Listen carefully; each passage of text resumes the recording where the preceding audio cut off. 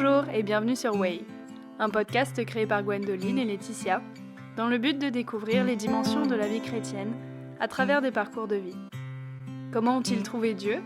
Comment appréhendent-ils le monde aujourd'hui ? Comment la Bible les inspire-t-il au quotidien ? C'est tout le but de ce podcast. Aujourd'hui, nous recevons Linda, qui a décidé de suivre Jésus il y a 22 ans maintenant, au moment de ce podcast, et qui va nous raconter un petit peu le cheminement qu'elle a traversé pour arriver à cette décision. Je vous laisse écouter son histoire. Donc, moi, je m'appelle Linda, je suis mariée, j'ai 2 enfants, je suis chrétienne depuis 1998. Je suis originaire d'une famille qu'on peut appeler de mixte, puisque ma mère, on va dire, est française, mais de son père algérien, de sa mère française, mais une française avec des origines suisses, allemandes et belges. Et mon papa est algérien et il est de son côté dans la famille, il y a un mélange entre ce qu'on peut appeler des Algérois et ce qu'on appelle des Kabyles. Donc voilà. Très bien. Et au niveau de ta profession, tu fais quoi comme... Alors je suis chef de projet, donc voilà, je fais de la gestion de projet. Ok, très bien. Une petite question, est-ce que tu as des passe-temps, des activités que tu aimes bien faire ? Qu'est-ce qui... Le sport, depuis peu. Et sinon, en fait, ce que j'aime bien faire, c'est m'investir aussi dans mon quartier, puisqu'en fait, avec Stéphane, mon mari, on s'est investi notamment dans les cafés du dimanche. On organise et on participe à des rencontres dans le quartier pour que les gens ne soient pas seuls. Voilà. Donc j'aime bien ma vie de quartier, j'aime bien m'investir auprès de mon voisinage, ce genre de choses. Donc voilà. Puis après, bon, bien sûr, comme tout le monde, j'aime bien plein de choses. Hein. J'aime bien le ciné, j'aime bien le musée, j'aime bien le théâtre. Je suis assez ouverte à toute activité qui m'ouvre l'esprit et qui me permet de passer du temps avec des personnes qui ont différentes passions. Voilà. C'est trop intéressant, oui, c'est sûr. Donc ça fait, tu m'as dit, c'est le 17 décembre 1998 que tu es devenue disciple, donc c'était avec quel âge du coup ? J'avais 22 ans. Ok, en fait après on reviendra sur le fait d'être disciple et comment tu es devenue disciple. Mais avant ça, j'ai du coup des questions sur ton milieu familial, sur la religion, comment la religion était appréhendée dans ta famille, l'image que tu en as, et dans quel type de famille tu as grandi, quoi. Alors comme j'étais dans une famille multiculturelle, c'était un peu spécial.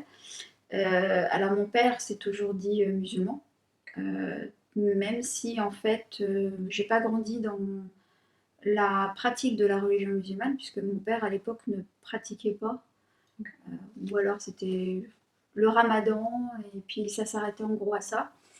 Il s'est mis vraiment à être pratiquant il y a seulement une dizaine d'années. Donc moi j'ai pas grandi avec la pratique religieuse de l'islam.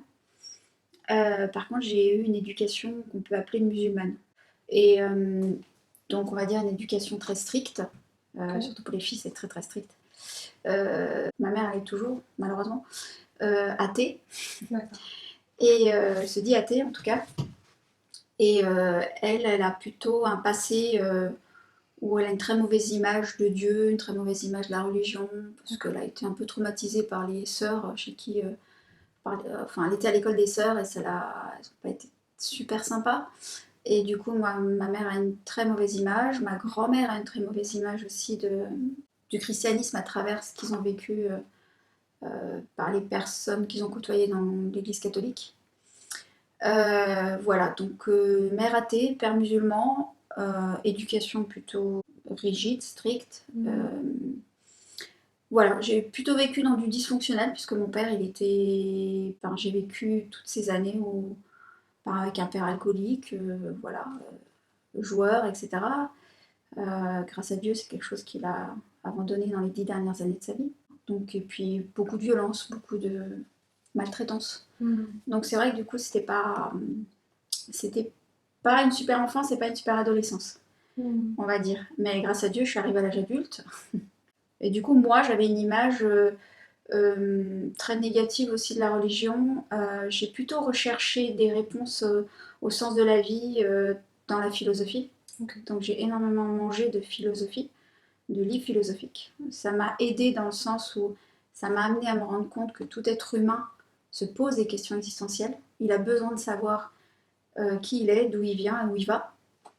Donc ça a été bien, mais ça a été extrêmement frustrant parce que toutes ces personnes-là sont soit devenues, faut le dire, hein, fous, hein, cinglés, mais ils n'ont pas fait grand-chose de leur vie et ils ont tourné en rond finalement. Ils ont soulevé plein de questions intéressantes, mais auxquelles finalement ils n'ont apporté aucune réponse. Euh, et j'en ai lu suffisamment pour savoir que quand Nietzsche et tout ça, eh ben, ils m'ont pas soigné en fait. Ils m'ont pas libéré, ils m'ont juste permis de voir que je suis un être humain comme les autres et que c'est normal que je me pose ces questions. Euh, et voilà, et donc avant de rencontrer Dieu, je me disais sartrienne, c'est-à-dire que mon livre de chevet c'était L'existentialisme est un humanisme de Jean-Paul Sartre, qui disait qu'on ne naît pas lâche mais qu'on le devient. C'est-à-dire qu'en fait, on a quelque part le libre arbitre et la responsabilité de nos actes. Au moins, ça, c'était bien. Je suis partie dans la vie à 18 ans, après 2 années d'anorexie sévère, où j'ai pas été soignée. Mais où, grâce à Dieu, j'ai décidé de vivre. Voilà, c'est Dieu qui m'a insufflé, je pense à ce moment-là, l'idée de non, tu ne passeras pas par la fenêtre, non, tu vas te reprendre. Et donc, voilà, j'ai décidé de vivre parce que je pense que Dieu m'a mis en tête dans ma pensée qu'il fallait que je me batte et qu'il pouvait se passer quelque chose, quoi. Donc là, j'avais 18 ans quand je suis rentrée à l'université et que j'ai décidé de sortir de mon anorexie par moi-même. Voilà. Ok. Ça, c'était bien avant de rencontrer Dieu. Ok, ouais. Et justement, comment t'as trouvé Dieu Alors, c'est une histoire assez incroyable parce qu'elle est presque mystique. Ok. Je suis pas du tout adepte du mysticisme, mais ce qui s'est passé, c'est qu'en fait, j'avais commencé mes études sur Lyon. Ok. J'étais venue en 1996, voilà, pour faire ma licence, puis ma maîtrise. À cette époque, j'ai croisé aucun disciple pendant 2 ans. Alors, bon, l'église était là depuis 92, je crois, quelque chose comme ça, sur Lyon. Et j'ai croisé aucun disciple. Mon mari avait été baptisé en 94. Il avait même fait des chantiers à mon université, mais non, je ne l'ai pas croisé, mon futur époux. Et ce qui s'est passé, c'est que j'étais retournée chez moi. J'avais fait des dossiers parce que je voulais changer d'orientation. Donc j'avais fait des études d'économie et je voulais plus aller vers le droit, des études de droit. Et du coup, j'avais fait 2 dossiers, un pour Lyon, un pour l'université de Strasbourg, qui était plus proche de chez moi d'ailleurs, je suis d'Alsace. Et du coup, j'ai reçu la réponse sur Lyon, comme quoi j'étais reçue en niveau licence, alors que bon, j'avais déjà un niveau maîtrise, et moi ça me faisait perdre ma bourse, et j'en avais besoin. À la dernière minute, on va dire que j'ai reçu une réponse de Strasbourg qui m'a acceptée en maîtrise. Ok. Et il s'est passé un truc un peu bizarre, hein, qui sort de tout entendement. C'est que je me suis retrouvée dans la cuisine avec ma mère, je m'en souviendrai toute ma vie, je pense, jusqu'à ma mort. Et je dis, maman, ben en fait, je suis reçue à l'université de Strasbourg, pour le niveau pour lequel je préférais être. Mais j'ai des doutes. Je ne sais pas si je dois y aller. Et ma mère me regarde comme ça, et elle me dit, je crois qu'il faut que tu te retournes à Lyon, quelque chose doit t'attendre là-bas. Et on s'est regardés toutes les deux, et je me suis dit, ouais, il faut certainement que je retourne à Lyon, mais je sais pas pourquoi. Et c'était vraiment très très bizarre. Et du coup, je suis retournée à Lyon. En plus, je me suis retrouvée, ils ont perdu mon dossier de chambre universitaire. Je ne me suis pas du tout retrouvée là où je devais être, dans la résidence où je devais être, et je me suis retrouvée par rapport à mon université à l'opposé de la ville. Okay. Donc je me suis retrouvée dans le 5e arrondissement, pas loin de Sainte-Foy là-bas, en résidence universitaire. Ce détail est très important parce que c'est grâce à ça que j'ai rencontré quelqu'un qui connaissait Dieu. C'est-à-dire que je suis arrivée à la résidence universitaire et ils m'ont dit quel étage, quel bâtiment vous voulez. C'est la résidence universitaire la plus grosse de Lyon. C'est immense. Il y a je ne sais plus combien de bâtiments. Quel bâtiment vous voulez et quel étage? Je regarde le plan. K, deuxième étage. Ok.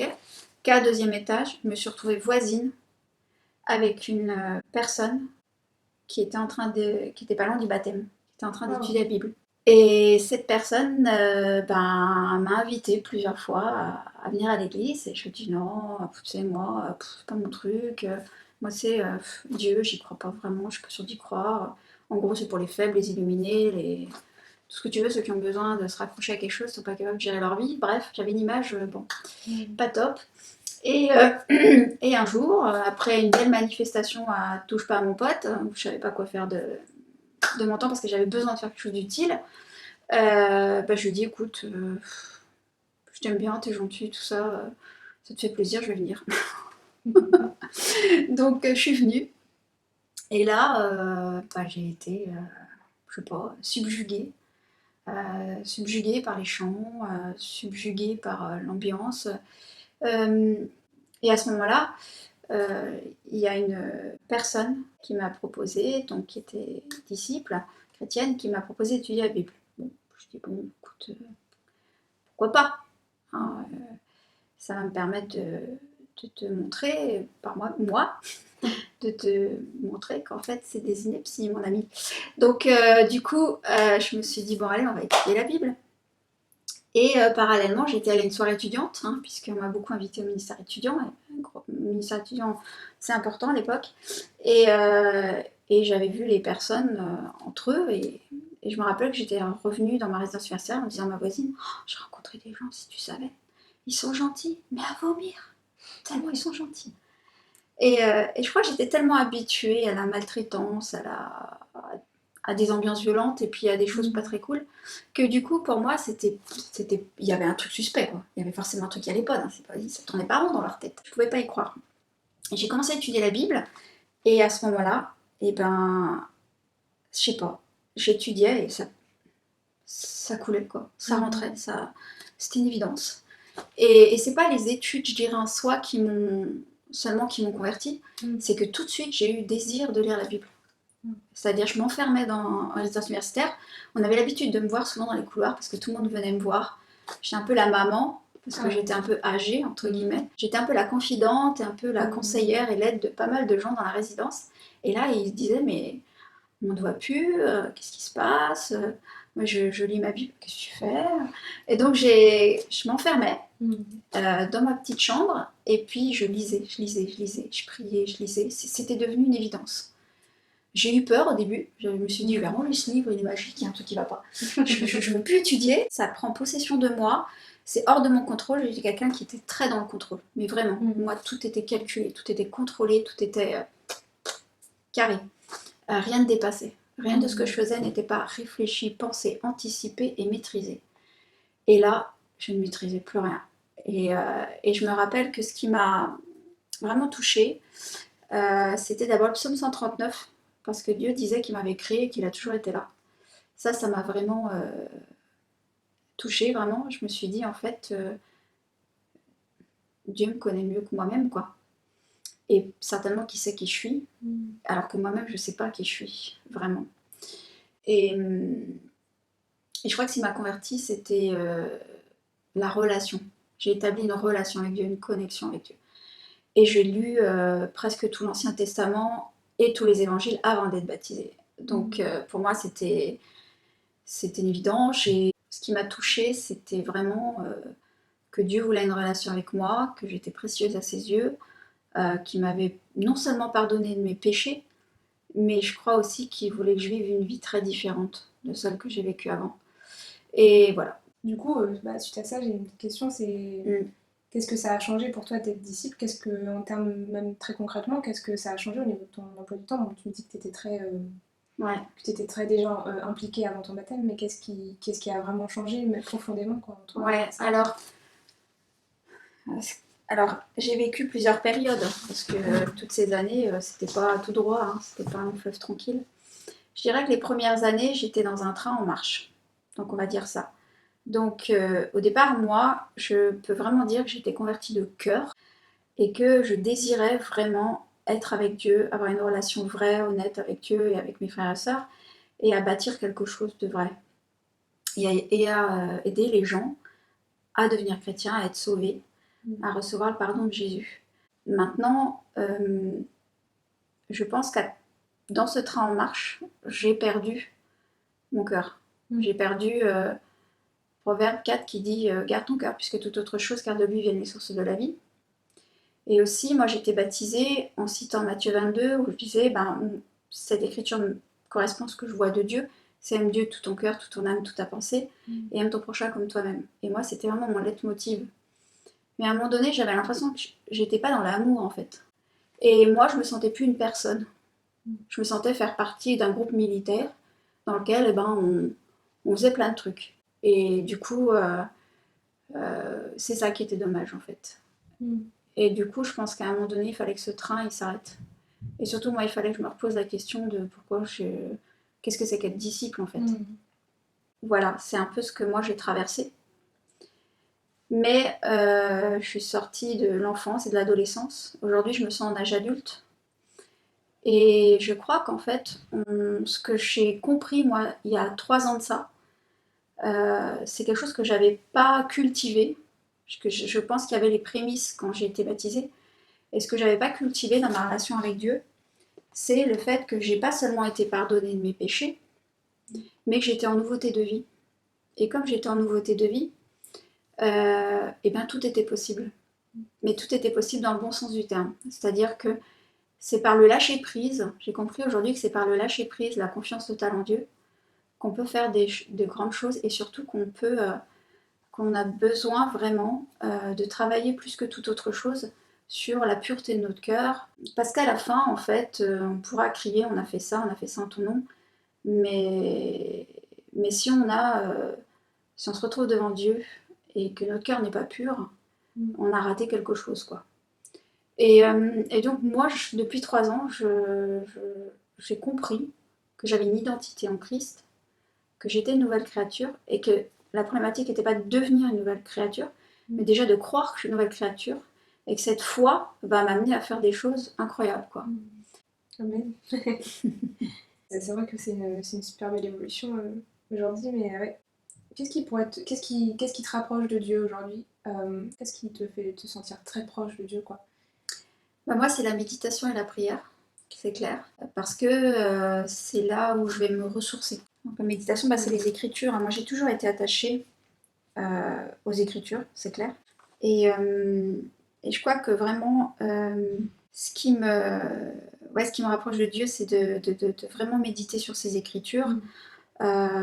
Du coup, de laisser ces écritures pénétrer en moi, de prier pour qu'elles me transforment, pour qu'elles renouvellent mon intelligence et qu'elles me transforment. Et ce qui me rapproche de Dieu, c'est que au fur et à mesure, la vérité de Dieu, elle ne change pas. D'ailleurs, la vérité, c'est Jésus. Mais je crois que ma compréhension de la vérité a changé. C'est-à-dire que forcément, ma vision de Dieu et ma vision de ma relation avec Dieu a changé entre le moment où j'étais baptisée et aujourd'hui.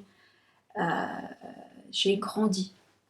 J'ai grandi dans ma connaissance et j'ai grandi dans mon lien affectif avec Dieu, mon intimité avec Dieu. Et la prière m'aide énormément aussi parce que je suis une personne hypersensible et que je suis une vraie éponge et que j'ai souvent besoin de faire la vidange. Je crois qu'aujourd'hui, pour moi, je crois, j'ai la conviction que la première bataille, elle est dans les pensées. Et que pour garder un cœur pur, on a besoin de garder des pensées pures. Et c'est pour ça que pour moi, la prière, c'est aussi l'occasion de ne pas laisser à Satan l'occasion d'envahir mes pensées et de prendre la pensée de Dieu et l'intelligence de Dieu et pas la mienne. Et la sagesse de Dieu qui est pure, conciliante, modérée, pleine de bons fruits, etc. Et ça, pour moi, c'est ma bataille numéro 1. J'ai compris il y a 3 ans que tout se passait là. Ok, oui, c'est trop intéressant, mais ouais. Qu'est-ce que tu dirais à une personne qui ne connaît pas encore Dieu?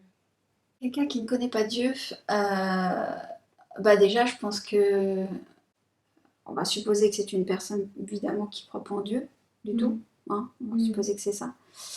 Je dirais qu'en fait, s'il veut savoir qui il est, d'où il vient et où il va, il a besoin de connaître Dieu. Et il a besoin de le rencontrer. Et qu'il ne peut pas faire autrement, parce que c'est lui qui l'a créé, et que tout ce qui l'entoure, c'est lui qui l'a créé. Et puis je vous dirais aussi que le cœur de l'homme est tortueux et incurable, mais qui peut le connaître si ce n'est Dieu? Et que Dieu connaît son cœur mieux que quiconque. Et que s'il peut se donner l'impression de contrôler quoi que ce soit, Dieu sait qu'il ne contrôle rien. Et que Dieu veut le prendre dans ses bras, veut l'aimer, veut lui pardonner toutes ses fautes, tous ses péchés, tout ce qu'il a manqué dans sa vie, et veut le libérer des fardeaux de ses péchés, mais pas que, veut le libérer de ses peurs, veut le libérer de ses doutes, et lui donner à la place de la paix, de la joie, de la force, de la confiance. Je crois que c'est ce que je lui dirais. Et qu'avec ça, il va faire de grandes choses, et il va pouvoir le partager avec d'autres. Merci. Amen. Vraiment, amen.